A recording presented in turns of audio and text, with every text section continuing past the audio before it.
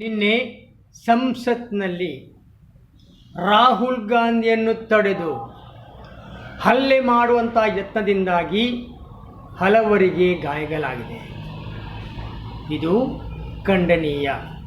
ಆದರೆ ಈ ಘಟನೆ ನಡೆಯಲು ಕಾರಣ ಅಮಿತ್ ಶಾ ರವರು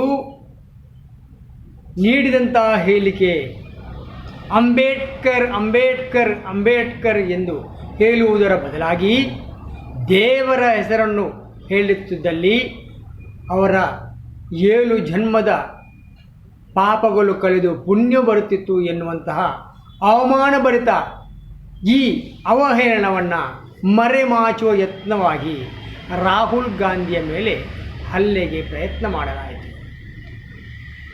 ಅದಕ್ಕೆ ಎಲ್ಲರೂ ನೊಂದುಕೊಂಡಿದ್ದರೂ ಕೂಡ ಕರ್ನಾಟಕದ ವಿಧಾನ ಪರಿಷತ್ನಲ್ಲಿ ಸಿ.ಟಿ. ರವಿಯವರು ರಾಹುಲ್ ಗಾಂಧಿ ಮಾದಕ ದ್ರವ್ಯ ವ್ಯಸನಿ ಯಾನೆ ಡ್ರಗ್ ಅಡಿಕ್ಟ್ ಎಂದು ಹೇಳಿದ್ದು, ಅದಕ್ಕೆ ಪ್ರತಿಕ್ರಿಯಿಸಿದ ಲಕ್ಷ್ಮೀ ಹೆಬ್ಬಾಳ್ಕರ್ ಅವರು ನೀವು ಕೊಲೆಗಾರ ಅಂದರು.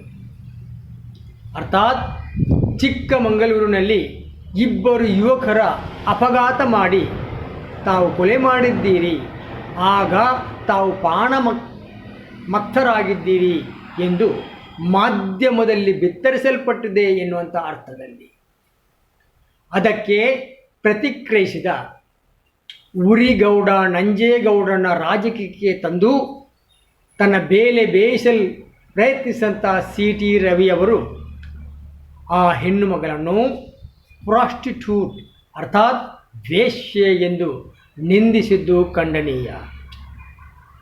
ಮಾತೆತ್ತಿದರೆ ಭಾರತ ಮಾತೆ, RSS ನನ್ನ ತಾಯಿ, ಪಕ್ಷ ನನ್ನ ತಾಯಿ ಎಂದು ಹೇಳುತ್ತಿದ್ದರಂಥ ರವಿಯವರು ಸಂಸ್ಕೃತಿಯ ಗುತ್ತಿಗೆ ಪಡೆದ BJPಯವರು ಅದೇ ರೀತಿಯಲ್ಲಿ RSSಗೆ, ಸದನಕ್ಕೆ, ಸ್ತ್ರೀ ಸಂಕುಲಕ್ಕೆ, ರಾಜ್ಯಕ್ಕೆ, ದೇಶಕ್ಕೆ ಹಾಗೂ BJP ಪಕ್ಷಕ್ಕೆ ಅವಮಾನ ಮಾಡಿದ್ದಾರೆ. ರಾಮನನ್ನು ಜಪಿಸುವಂಥ ಈ ಬಾಯಿಯಲ್ಲಿ ಸದನದಂತಹ ಗೌರವಯುತ ಜಾಗದಲ್ಲಿ ಇಂಥ ಹೊಲಸು ಮಾತನ್ನು ಹೆಣ್ಣಿನ ವಿರುದ್ಧ ಬಳಸಲು ಸಾಧ್ಯವೇ ಇಲ್ಲ. ಅರ್ಥಾತ್ ಎದೆಯೊಳಗೆ ರಾವಣನನ್ನು ಅದುಮಿಟ್ಟು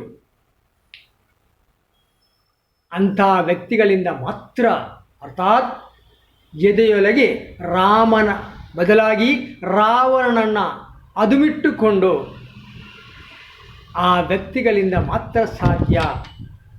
ಮಾತೆತ್ತಿದರೆ ಸಂಸ್ಕಾರ, ಸಂಸ್ಕೃತಿ, ಭಾರತಾಂಬೆ, ಬೇಟಿ ಬಚಾವೋ ಬೇಟಿ ಪಡಾವೋ, ಮಾತೆ ಸದಾವತ್ಸಲೆ, ನಿತ್ಯ ಸುಮಂಗಲೆ, ಸ್ತ್ರೀ ಶಕ್ತಿ, ಹಿಂದುತ್ವ, ಹಿಂದೂ ರಾಷ್ಟ್ರ, ಧರ್ಮ, ದೇವರು, ರಾಮ ರಾಮ ಎನ್ನುವಂಥ ಬಾಯಲ್ಲಿ ಇಂತಹ ಪದಗಳು ಬಹುಶಃ ರಾಮನ ಶಾಪವೋ ಅಥವಾ ಆ ರಾಮನ ಕೋಪವೋ ಗೊತ್ತಿಲ್ಲ. ಜೈ